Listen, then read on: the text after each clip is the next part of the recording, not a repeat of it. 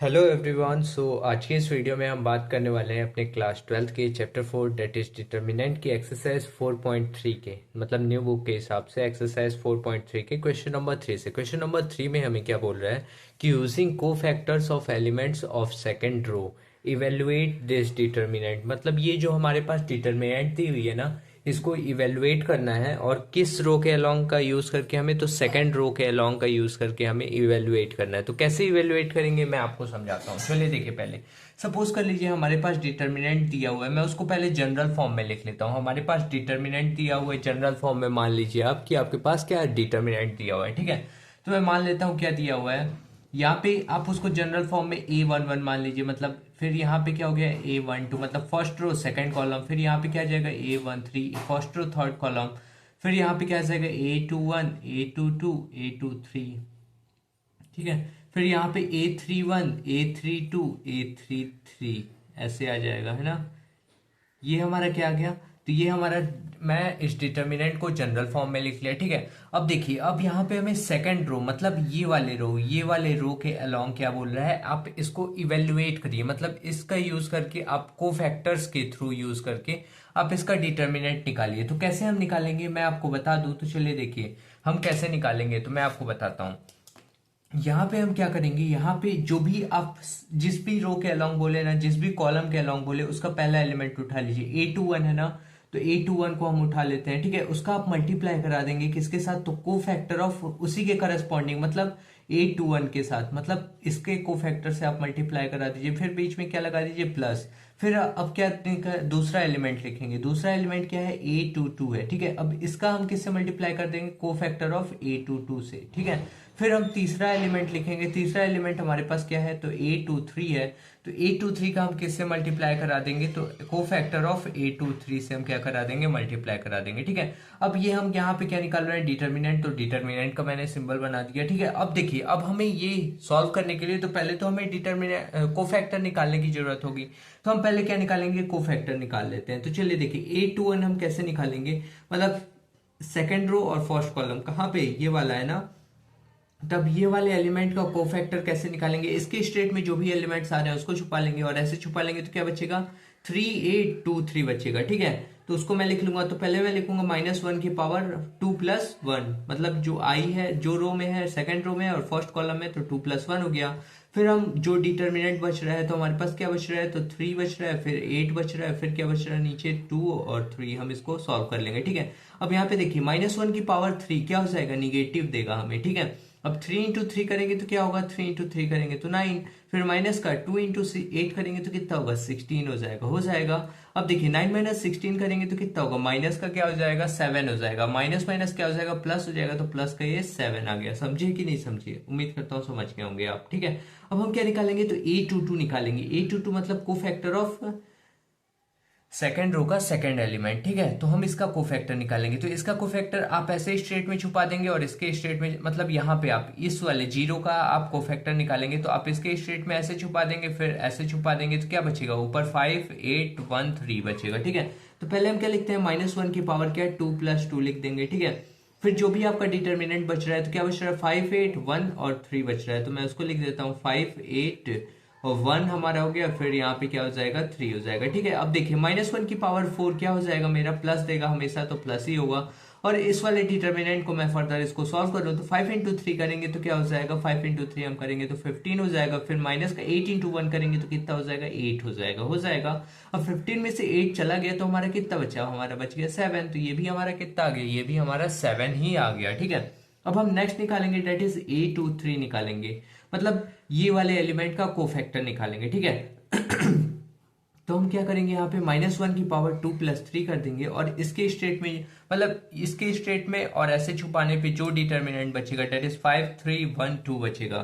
तो हम उसको लिख लेते हैं 5 3 1 2, ठीक है। अब इसको हम सॉल्व करेंगे, तो देखिए -1 की पावर क्या होगी, ऑड होगी ना, 5 होगी ना, 2+3 5, तो ऑड होगा तो हमें क्या मिलेगा, निगेटिव मिलेगा, ठीक है। अब देखिए 5 इंटू 2 करेंगे तो कितना हो जाएगा 10 हो जाएगा, माइनस का 3 इंटू 1 करेंगे तो कितना हो जाएगा 3 हो जाएगा। अब देखिए 10 में से 3 गया तो कितना बचा हमारा 7 बचा, और यहाँ पे माइनस का लगेगा तो माइनस का 7 आ गया। ठीक है, अब देखिए A21 हमने निकाल लिया, A22 निकाल लिया, A23 निकाल लिया। अब हम क्या करेंगे तो इसका डिटर्मिनेंट ये वाला फॉर्मूला में रख देंगे। ये जो ऊपर हमने फॉर्मूला निकाला था इसके अंदर हम क्या कर देंगे तो वैल्यू को पुट कर देंगे, इसके अंदर वैल्यूज को हम पुट कर देते हैं। ठीक है, तो A21 हमारा क्या है, मतलब सेकंड रो का फर्स्ट एलिमेंट क्या है 2 है, तो मैं 2 का मल्टीप्लाई किससे करा दूंगा तो प्लस के 7 से।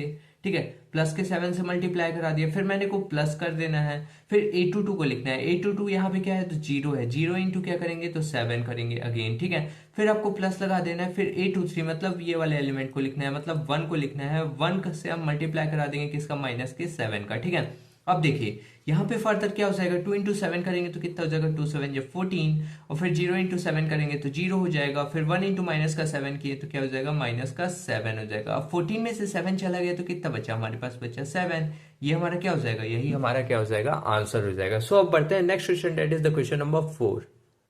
सो चलिए देखिए अगेन क्वेश्चन नंबर 4 उसी की तरह है, बस यहाँ पे एक्स वाई आ गए हैं तो हल्का फुल्का आप कंफ्यूज हो जाएंगे। तो चलिए मैं आपको बताता हूँ यहाँ पे क्या बोल रहा है कि using cofactors of elements of third column. यहाँ पे थर्ड कॉलम के एलिमेंट्स को हमें यूज करना है। थर्ड कॉलम क्या है, ये तो हमारी इधर रो होती है ना, कॉलम किधर होता है फर्स्ट कॉलम सेकंड कॉलम, और ये हमारा हो गया थर्ड कॉलम। तो मतलब थर्ड कॉलम के मतलब इसके अलोंग क्या करना है, इसको एक्सपेंड करना है by using the help of cofactor. हमें इसका डिटर्मिनेंट निकालना है सिंपल। ठीक है, तो हम कैसे निकालेंगे मैंने आपको बता चुका है कि हम क्या करेंगे। हम यहाँ पे इसका पहले आप जनरल फॉर्म ऐसे लिख लीजिए, साइड में मैं आपको लिखवा देता हूँ ताकि आप कंफ्यूज ना हो। तो यहाँ पे A11 हमारा हो जाता है, फिर यहाँ पे क्या होता है A12, फिर हमारा A13, फिर यहाँ पे क्या होता है A21, A22, A23। ये तो आपको पता है ना ये कैसे आ जाता है। ये हमारा फर्स्ट रो और फर्स्ट कॉलम के अंदर है इसलिए 1 1, फर्स्ट रो सेकंड कॉलम के अंदर है इसलिए A12, first row third column के अंदर है इसलिए A13, वैसे ही सेकंड रो फर्स्ट कॉलम के अंदर है A21, ऐसा है हम करते हैं। ठीक है, तो यहाँ पे A31 हो जाएगा, फिर क्या हो जाएगा A32 हो जाएगा, फिर क्या हो जाएगा तो A33 हो जाएगा। ठीक है, अब हमें इसके अलोंग एक्सपेंड करना है, किसके अलोंग एक्सपेंड करना है, इसके अलोंग एक्सपेंड। आप किसी भी रो किसी भी कॉलम के अलोंग एक्सपेंड कर सकते हैं, बस आपको याद रखना है कि उसके करस्पॉन्डिंग कोफैक्टर से आप क्या करेंगे मल्टीप्लाई। तो मतलब यहाँ पे हम थर्ड कॉलम के अंदर एक्सपेंड करेंगे ना, तो हमारा फर्स्ट एलिमेंट लिख लीजिए क्या है हमारा A13 है। ठीक है, उसका हम कोफैक्टर मतलब उसके करस्पॉन्डिंग कोफैक्टर से हम क्या कर देंगे मल्टीप्लाई, मतलब A13 से हम क्या कर देंगे मल्टीप्लाई, सिंपल। फिर हम क्या करेंगे दूसरे एलिमेंट को लिखिए प्लस लगा करके A23 है, E23 है तो उसका हम मल्टीप्लाई कर देंगे कोफैक्टर ऑफ A23 से। ठीक है, फिर हम प्लस यहाँ पे ए किसको रिप्रेजेंट कर रहा है कोफैक्टर। ठीक है, ये मैं आपको बता दूं ताकि आपको डाउट एक भी ना रहे। ठीक है, अब यहाँ पे देखिए थर्ड एलिमेंट को उठाइए A33 है तो उसका हम मल्टीप्लाई करा देंगे किससे A33 से। ठीक है, हमने ऐसा किया। अब देखिए अब यहाँ पे हम क्या करेंगे इसको फर्दर यहाँ पे हम इसका कोफैक्टर निकाल लेंगे। तो A13 निकाल ले, मान लीजिए फर्स्ट रो थर्ड कॉलम, तो ये हमारी फर्स्ट रो है और थर्ड कॉलम है, तो इसका कोफैक्टर अगर हमें निकालना हो तो ऐसे हम छुपा देंगे इसके स्ट्रेट में और इसके स्ट्रेट में ऐसे छुपा देंगे। फर्स्ट रो है ना तो फर्स्ट रो को हमने छुपा दिया पूरा, तो क्या बचा हमारे पास जो डिटर्मिनेंट बच रहा है उसको पहले मैं लिख लेता हूँ -1 की पावर I प्लस j, मतलब 1 + 3 हो जाएगा। ठीक है, फिर जो डिटर्मिनेंट बच रहा है उसको आप लिख लीजिए 1 हो गया, फिर y हो गया, फिर 1 हो गया, फिर z हो गया, यही बचेगा हमारा। ठीक है, अब देखिए -1 की पावर क्या है 1 + 3 4 हो जाएगा, मतलब इवन हो जाएगा, तो हमारा प्लस के फॉर्म में दे देगा, तो no need to write this. Okay, अब 1 × z करेंगे, इस डिटर्मिनेंट को सॉल्व करें तो 1 × z करें तो z हो जाएगा, फिर माइनस का 1 × y करें तो क्या हो जाएगा y हो जाएगा। तो यहाँ पे z - y मेरा आ गया। ठीक है, अब वैसे ही अब मैं क्या निकालूंगा, तो अब मैं निकालूंगा A23 निकालूंगा, A23 हम कैसे निकालेंगे, तो -1 की पावर अब I + j मतलब 2 + 3 हम कर देंगे। ठीक है, फिर अब इसके स्ट्रेट में ऐसे छुपा दीजिए और सेकंड रो को आप छुपा देंगे तो क्या बचेगा, ये ऊपर के 2 बचेंगे और ये नीचे के 2 बचेंगे, तो उस डिटर्मिनेंट को आप लिख लीजिए डेट इज 1 और x हो गया, फिर यहाँ पे क्या हो गया तो 1 और z हो गया। अब देखिए अब हम इसको फर्दर सॉल्व करें तो -1 की पावर 2 + 3 क्या होगा 5 होगा। -1 की किसी भी निगेटिव नंबर का अगर पावर ऑड है तो हमें निगेटिव ही मिल जाएगा, मतलब -1 होगा तो वो हमें निगेटिव देगा, मतलब -1 ही देगा। ठीक है, अगर इवन होता है तब क्या होता है +1 देता है, तो +1 को हम लिखे चाहे ना लिखे बात बराबर ही होती है। ठीक है, इसलिए मैंने लिखता। ठीक है, अब यहाँ पे क्या आ जाएगा -1 आया, अब इस डिटर्मिनेंट को हम फर्दर सॉल्व करें तो क्या आ जाएगा 1 × z करेंगे तो z हो जाएगा, फिर माइनस का एक्स हो जाएगा, 1 × x करेंगे तो ठीक है। फिर इसको हम माइनस का अंदर मल्टीप्लाई करा दे तो क्या हो जाएगा, ये जो निगेटिव का, ये जो प्लस का जेड है, इसके आगे कोई साइन नहीं है तो मतलब प्लस का जेड है, ठीक है। तो माइनस प्लस क्या हो जाएगा, तो माइनस का जेड और ये वाले से पॉजिटिव का एक्स, तो मैं पहले प्लस का एक्स लिख लेता हूँ फिर माइनस का जेड लिख लेता हूँ, ठीक है, प्लस एक्स माइनस जेड। तो आप इसको यहाँ पे ऐसे ब्रैकेट में भी लगा सकते हैं, ठीक है, कंफ्यूज मत होइएगा, ठीक है। अब हम यहाँ पे क्या निकालेंगे, तो अब हम निकालेंगे यहाँ पे a33 निकालेंगे, ठीक है। a33 हम कैसे निकालेंगे, तो -1 की पावर मैंने क्या कर दिया, 3 + 3 कर दिया, और इसके स्टेट में ये आ रहे हैं, इसको छुपा दीजिए और इसको छुपा दीजिए, तो क्या बचा, ये वाला पार्ट बचा। तो मैं उसको लिख लेता हूँ 1x और 1y, ठीक है। अब मैं इस डिटर्मिनेंट को फर्दर सॉल्व कर, देखो -1 की पावर क्या आ गया, 3 + 3 मतलब 6 आ गया, तो इवन आ गया, तो no need to write this, okay. 1 × y करेंगे तो क्या हो जाएगा, y हो जाएगा, फिर माइनस का क्या हो जाएगा, 1 × x करेंगे तो x हो जाएगा। अब ये जो हमने निकाल लिया ना कोफैक्टर्स, अब हम इसके अंदर पूरी वैल्यूज को रख देंगे। तो a13 हमारा क्या है इसके अंदर, तो a13 जरा बताइए, मैं डिटर्मिनेंट निकाल रहा हूं, तो डेल इज इक्वल टू क्या हो जाएगा, a13 मतलब ये वाला element first row third column का क्या है, ये है हमारा एलिमेंट, तो yz हो गया, ठीक है। yz का हम किससे मल्टीप्लाई करा देंगे, तो z - y से मल्टीप्लाई करा देंगे, इसी के करस्पॉन्डिंग वाले कोफैक्टर से हम मल्टीप्लाई कराएंगे, ये बात आपको ध्यान रखनी है, ठीक है। फिर हम प्लस लगा करके क्या कर देंगे, प्लस लगा करके अब हम इसे फर्दर यहाँ पे देखिए a23 है ना, a23 मतलब a23 से वाले एलिमेंट को आप पहले लिख लीजिए, तो क्या है हमारा zx है, ठीक है, z × x। अब इससे हम इसका मल्टीप्लाई करा देंगे, तो करा देते हैं x - z का हम क्या कर देंगे, मल्टीप्लाई इससे कर देंगे, सिंपल। फिर आप क्या करेंगे फर्दर, तो आप प्लस लगा करके, अब दूसरा एलिमेंट क्या बचा हमारे पास, एक्स वाई बचा ना, a33 हमारे पास क्या बचा, तो x × y बचा। अब इससे हम इसके करस्पॉन्डिंग कोफैक्टर का मल्टीप्लाई करा देंगे, डेट इज y - x, ठीक है। अब इसको मैं नेक्स्ट पेज पे लिख लेता हूँ, फिर आपको बताना है कि आपको मैं बताऊंगा कि अब क्या करना। सो गाइस देखिए यहाँ पे इतना हमने ला दिया, जो भी अभी मैंने पीछे सॉल्व करके लाया था वो पूरा मैंने लिख दिया, ठीक है। अब इतना हमने ला दिया, अब इसके बाद फर्दर हम क्या करेंगे, तो इसके बाद फर्दर देखिए, आप चाहें तो इन सब का आप क्या करके मल्टीप्लाई करके फिर जो कॉमन आ रहा है वो कर सकते हैं, ठीक है। वो भी आपका सही आएगा, जो कॉमन लेने के बाद आप करेंगे, मतलब इसको इवेलुएट बस आपको करना है सिंपली, ठीक है, इवेलुएट करना है। लेकिन मैं एनसीईआरटी के आंसर के मतलब लाना चाहता हूँ, ठीक है, ताकि आप ये ना बोले कि आपका एनसीईआरटी से मैच नहीं कर रहा है आंसर, आपका आंसर गलत है। आप वैसा नहीं भी लाते हैं, आप दूसरे तरीके से इवेलुएट, मान लीजिए इसका इससे आप मल्टीप्लाई करा दे रहे हैं, इसका इससे मल्टीप्लाई करा दे रहे हैं, इसका इससे मल्टीप्लाई करा दे रहे हैं, तो फिर उसमें से जो कॉमन आ रहा है उनको कॉमन लेकर के सिंप्लीफाई आप कर दे रहे हैं, तो वो भी आपका सही होगा, गलत नहीं होगा। ऐसा मत सोचिएगा कि एनसीईआरटी से आंसर नहीं मिल रहा है तो गलत हो गया, ठीक है। रट्टू तोता यही करते हैं कि नहीं मिल रहा तो गलत हो गया, भाई गलत है मेरा अब, ठीक है। तो चलिए देखिए यहाँ पे मैं एनसीईआरटी के हिसाब से मतलब उसका आंसर लाऊंगा, ठीक है, वो आपको दिखाऊंगा कि वो कैसे आएगा। उसके लिए थोड़ी हल्का फुल्का आपको सोचना पड़ेगा, बस ज्यादा कुछ नहीं, ठीक है।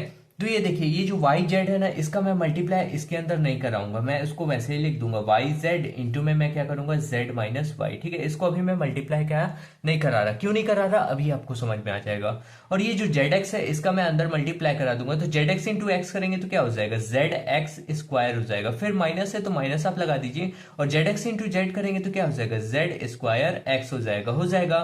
फिर प्लस है तो प्लस आप लगा दीजिए, x into x y into y करेंगे तो क्या हो जाएगा, एक्स वाई स्क्वायर हो जाएगा। फिर आप प्लस माइनस क्या हो जाएगा, तो माइनस हो जाएगा, और एक्स वाई इंटू एक्स करेंगे तो क्या हो जाएगा, एक्स स्क्वायर वाई हो जाएगा। अब देखिए, अब यहाँ पे क्या करिए, यहां से इस वाले टर्म से और इस वाले टर्म से आप क्या कर लीजिए, एक्स स्क्वायर को कॉमन ले लीजिए। तो यहाँ पे मैं लिखता हूँ वाई जेड, इसको हमें छूना नहीं है, इसको वैसे ही रहने देता है, तो वाई जेड - वाई हो गया।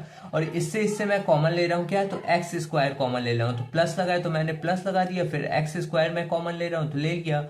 अब यहाँ पे क्या बचा, तो जेड बचा, फिर माइनस है, माइनस इस वाली टर्म को मैं पहले लिख ले रहा हूँ, तो जेड माइनस, अब यहाँ पे एक्स स्क्वायर तो मैंने कॉमन ले लिया, तो क्या बचा, वाई बचा, तो वाई को मैंने लिख दिया, ठीक है। अब देखिए, अब इस वाले टर्म्स में से, इन दोनों टर्म्स में से मेरे को क्या लेना है, तो इस वाले टर्म्स में से मेरे को लेना है एक्स कॉमन, प्लस का एक्स मैंने कॉमन ले लिया। तो अब देखिए, पहले मैं प्लस वाली टर्म को लिखूंगा, तो प्लस के वाई स्क्वायर को मैं लिख लेता हूँ, एक्स तो ये कॉमन हो गया तो वाई स्क्वायर बचा, फिर माइनस का क्या बचा, तो माइनस का जेड स्क्वायर बचा, ठीक है। अब देखिए, अब यहाँ पे मैं क्या करूंगा, अब इसको फर्दर आगे नेक्स्ट स्टेप में मैं क्या करूंगा, वाई जेड है ही, इसको वैसे ही छोड़ दीजिए, और जेड माइनस वाई इसको हम कर दिए, ठीक है। फिर प्लस का आपको क्या करना है, x square z minus y, इसको अभी आप ऐसे ही छोड़ दीजिए, ठीक है। और यहाँ से ये जो मैं माइनस है ना, माइनस कॉमन ले रहा हूँ, तो यहाँ पे क्या आ जाएगा, माइनस का एक्स आ जाएगा। फिर यहाँ पे क्या आ जाएगा, तो ये मेरा माइनस का जेड था, तो ये प्लस का जेड स्क्वायर, अगर मैंने माइनस कॉमन लिया तो देखिए, आप जो माइनस कॉमन लेंगे ना अंदर ब्रैकेट से, तो जो माइनस में होगा वो प्लस में चेंज हो जाएगा, और जो प्लस में होगा वो किस में चेंज हो जाएगा, माइनस में। तो ये प्लस में था, तो ये हमारा माइनस में चेंज हो गया, ठीक है। और जो माइनस कॉमन लिया तो ये बाहर आ गया, तो माइनस प्लस क्या हो जाएगा, माइनस हो जाएगा, सिंपली। बहुत ही मैं डिटेल में आपको समझा रहा हूँ, ठीक है, इतना कोई नहीं बताएगा। फिर अब देखिए यहाँ पे क्या हो जाएगा, वाई जेड, फिर इंटू में क्या होता है, जेड माइनस वाई हो जाए, ठीक है। फिर प्लस का क्या हो जाए, तो एक्स स्क्वायर, फिर इंटू में जेड माइनस वाई हो जाए, ठीक है। फिर अब देखिए यहाँ पे माइनस का एक्स, अब ए स्क्वायर माइनस बी स्क्वायर के फॉर्म में आ गया, तो ए स्क्वायर माइनस बी स्क्वायर का हम फॉर्मूला जानते हैं ना यार, क्या होता है जरा मेरे को आप बताइए। तो होता है ए प्लस बी और ए माइनस बी। तो हम इसको ए की जगह पे यहाँ पे क्या है, जेड है, और बी की जगह पे वाई है, तो जेड प्लस वाई हम लिख सकते हैं, और क्या लिख सकते हैं, तो जेड माइनस का वाई लिख सकते हैं, सिंपल। लिख सकते हैं कि नहीं लिख सकते, डेफिनेटली लिख सकते हैं, ठीक है। अब देखिए, अब यहाँ पे क्या है, यहाँ पे भी जेड माइनस वाई है, यहाँ पे भी जेड माइनस वाई है, यहाँ पे भी जेड माइनस वाई है, मतलब मेरे को तीन जगह से जेड माइनस वाई दिख रहा है, तो मैं तीनों में से क्या कर लूंगा, कॉमन कर लूंगा जेड माइनस वाई को। तो क्या बचेगा अंदर, देखिए यहाँ पे क्या बचेगा, तो यहाँ पे y इंटू जेड बचा, ठीक है, जेड माइनस वाई को तो कॉमन ले लिया, ठीक है। फिर आगे हम इसको देखें तो यहाँ पे क्या बचेगा, यहाँ पे भी जेड माइनस वाई को तो मैंने कॉमन ले लिया, तो क्या बचा, एक्स स्क्वायर बचा। फिर यहाँ पे क्या बचा, तो यहाँ पे हमारा क्या बचेगा, माइनस का, माइनस लगाया ना, तो माइनस मैंने लगा दिया। फिर x इंटू में क्या है, इंटू में, ये ब्रैकेट लगा मतलब क्या है, इंटू में है, किसके साथ, z प्लस वाई के साथ। z प्लस वाई के ही साथ क्यों, z माइनस वाई कहाँ चला गया, इसको तो मैंने कॉमन लिया है ना, इसलिए हम नहीं लिख रहे हैं। तो z प्लस वाई के साथ ही हमारा क्या आएगा, कॉमन आएगा, बस, ठीक है। अब हम इसको फर्दर सिंप्लीफाई करेंगे, तो यहाँ पे क्या हो जाएगा, z माइनस वाई हो जाएगा। फिर हम इस ब्रैकेट को यहाँ पे वाई जेड कर देंगे, फिर प्लस का एक्स स्क्वायर, फिर माइनस का एक्स इंटू जेड करेंगे तो क्या हो जाएगा, एक्स जेड हो जाएगा। फिर एक्स इंटू वाई करेंगे तो क्या हो जाएगा, एक्स वाई हो जाएगा, ठीक है। इस ब्रैकेट को मैं क्या कर देता हूँ, बंद कर देता हूँ। अब देखिए यहाँ पे क्या है, वाई जेड है, और यहाँ पे क्या है, यहाँ से हम किसको कॉमन ले सकते हैं, जरा आप सोचिए। तो यहाँ से हम ले लेते हैं, सपोज करिए इसी को कॉमन ले लेते हैं, या फिर इसको आप कॉमन ले लीजिए, ठीक है। तो इसमें से और इसमें से हम कॉमन ले ले रहे हैं, यहाँ पे भी y है और यहाँ पे भी y है, तो यहाँ से हम क्या करते हैं, तो कॉमन ले लेते हैं। या फिर इसमें से और इसमें से आप कॉमन ले सकते हैं, कोई दिक्कत नहीं है, इसमें से और इसमें से हम ले लेते हैं, ठीक है। तो यहाँ पे देखिए, इसको मैं फर्दर इसको सॉल्व करूँ तो z माइनस वाई हो गया, और यहाँ पे देखिए, यहाँ पे क्या हो गया, तो यहाँ से इसमें से देखिए, इसमें और इसमें क्या सेम है, तो z सेम है ना, तो z को मैंने कॉमन ले लिया, तो क्या बचा, यहाँ पे बचा y, फिर माइनस का क्या हो जाएगा, तो y माइनस एक्स हो जाएगा। फिर देखिए, इसमें से और इसमें से हम क्या कॉमन ले सकते हैं, तो इसमें से मैं ले सकता हूँ x को कॉमन, तो क्या बचेगा, यहाँ पे x बचेगा। फिर यहाँ पे प्लस लगाए तो प्लस हम लगा देते हैं, फिर क्या बचेगा, तो यहाँ पे x तो चला गया, तो क्या बचा, y बचा, x प्लस वाई बचा, ठीक है। ये हमारा हो गया, ठीक है। अब देखिए, अब यहाँ पे हम इसको फर्दर सिंप्लीफाई करें, तो अब हमारे यहाँ पे भी आप चाहें तो इसको आंसर छोड़ सकते हैं, फिर इसके आगे भी आप सिंप्लीफाई कर सकते हैं। यहाँ पे हमने कुछ हल्का सा माइनर मिस्टेक किया है, क्या आप देख सकते हैं, यहाँ पे माइनस का एक्स के साथ जेड के साथ हम मल्टीप्लाई करेंगे तो माइनस का एक्स जेड हो गया। फिर माइनस प्लस क्या हो जाएगा, तो यहाँ पे हमारा माइनस आएगा ना, तो यहाँ पे हम क्या लिखेंगे, यहाँ पे हम लिखेंगे माइनस का एक्स वाई, मतलब माइनस का एक्स इंटू वाई हो गया, ठीक है। तो माइनस का एक्स जेड माइनस का एक्स वाई, ठीक है। अब हम यहाँ पे फर्दर क्या करेंगे, तो यहाँ पे देखिए, यहाँ पे हम कॉमन लिए हैं, तो यहाँ पे क्या आ जाएगा, यहाँ पे भी हमारा क्या आएगा, माइनस आएगा, ठीक है। अब यहाँ पे देखिए, यहाँ पे माइनस आया, x माइनस वाई है, और यहाँ पे y माइनस एक्स है, यहाँ से कुछ कॉमन ले सकते हैं क्या, कॉमन कब लेंगे, जब यहाँ से हम माइनस को कॉमन ले ले। तो हम इसको फर्दर सिंप्लीफाई करें, तो मैं आगे ही कर देता हूँ, यहाँ पे z माइनस वाई हो जाएगा ना। फिर इंटू में क्या हो जाएगा, यहाँ से मैं माइनस जेड कर लूंगा, कैसे, यहाँ से मैं माइनस को कॉमन ले लूंगा, तो यहाँ पे क्या बचेगा, यहाँ पे बचेगा x माइनस वाई बचेगा। मैंने यहाँ पे नहीं छोड़ा, क्योंकि और आगे हम कर लेते हैं, एनसीईआरटी के जैसा आंसर है वैसा ला लेते हैं, ठीक है, कोई दिक्कत नहीं है।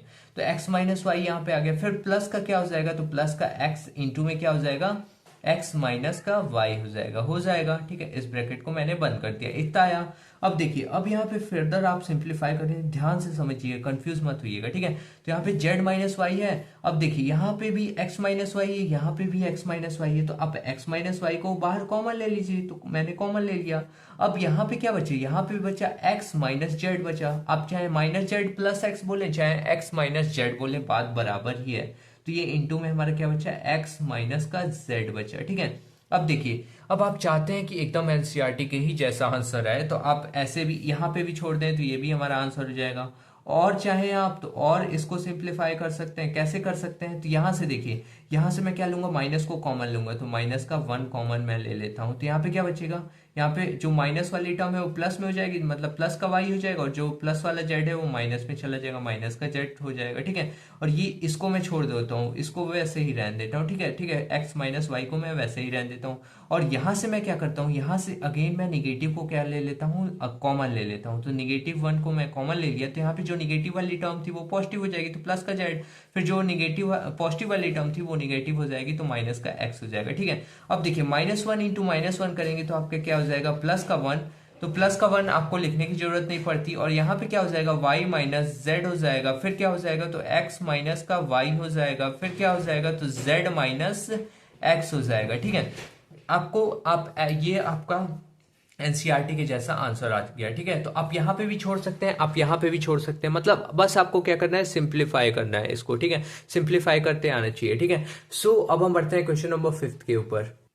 सो चलिए देखिए, क्वेश्चन नंबर 5 में क्या बोल रहा है कि इफ डिटर्मिनेंट ऑफ दिस हमें दिया हुआ है and A I J is को फैक्टर ऑफ ए आई जे। मैंने कॉपी में क्वेश्चन नहीं लिखा क्योंकि क्यों फालतू का हम टाइम वेस्ट करें। ठीक है, तो A I J is cofactors of A I J, मतलब capital A I J is cofactor है स्मॉल ए आई जे का। Then value of determinant is given by, अभी हम डिटर्मिनेंट कैसे निकाल रहे थे, को फैक्टर का यूज करके हम उसके करस्पॉन्डिंग एलिमेंट से मल्टीप्लाई कर रहे थे। मान लीजिए ए आई जे है तो उसके करस्पॉन्डिंग को फैक्टर से हम मल्टीप्लाई करेंगे, मतलब कि कैपिटल का ए आई जे से हम मल्टीप्लाई करेंगे। तो वैसे ही यहाँ पे देखिए, यहाँ पे ऑप्शन दिए हैं, तो यहाँ पे ये क्या है, A11 ए इंटू A31, मतलब को फैक्टर ऑफ A31। ये तो हमारा सरासर झूठ है, नहीं होगा। ठीक है, यहाँ पे देखते हैं, यहाँ पे A11 है, इसी के करस्पॉन्डिंग से मल्टीप्लाई किया, आगे बढ़ते हैं, फिर प्लस भी लगा दिया। ठीक है, A12 का A21 के साथ मल्टीप्लाई किया, गलत कर दिया। यहाँ पे क्या कर दिया, इसने गलत कर दिया, क्यों, क्योंकि इसके करस्पॉन्डिंग से नहीं मल्टीप्लाई किया। A12 का क्यू फैक्टर ऑफ A12 के साथ ही होना चाहिए था, लेकिन यहाँ पे क्या कर दिया, A21 कर दिया। ठीक है, इसको भी नहीं लेंगे। अब इसका देखें तो यहाँ पे क्या हो जा रहा है, A21 है, A21 एलिमेंट है, तो उसका हम मल्टीप्लाई किससे कर रहे हैं, ए कैपिटल ऑफ A11, मतलब को फैक्टर ऑफ A11 से। गलत हो गया ना, करस्पॉन्डिंग एलिमेंट थोड़ी सेम सेम होना चाहिए। A21 है तो A21 को फैक्टर ऑफ A21 से ही मल्टीप्लाई होना चाहिए। यहाँ पे देखिए, अब डी ऑप्शन देखते हैं, लास्ट ऑप्शन बचा, तो यही करेक्ट होगा। देखते हैं, A11 एलिमेंट है, उसके कोफैक्टर से मल्टीप्लाई, उसके उसी के करस्पॉन्डिंग कोफैक्टर से मल्टीप्लाई हो गया, date is capital of A11। ठीक है, फिर यहाँ पे क्या है, A21 है तो उसी के कोफैक्टर से मल्टीप्लाई हो गया, डेट इज A21।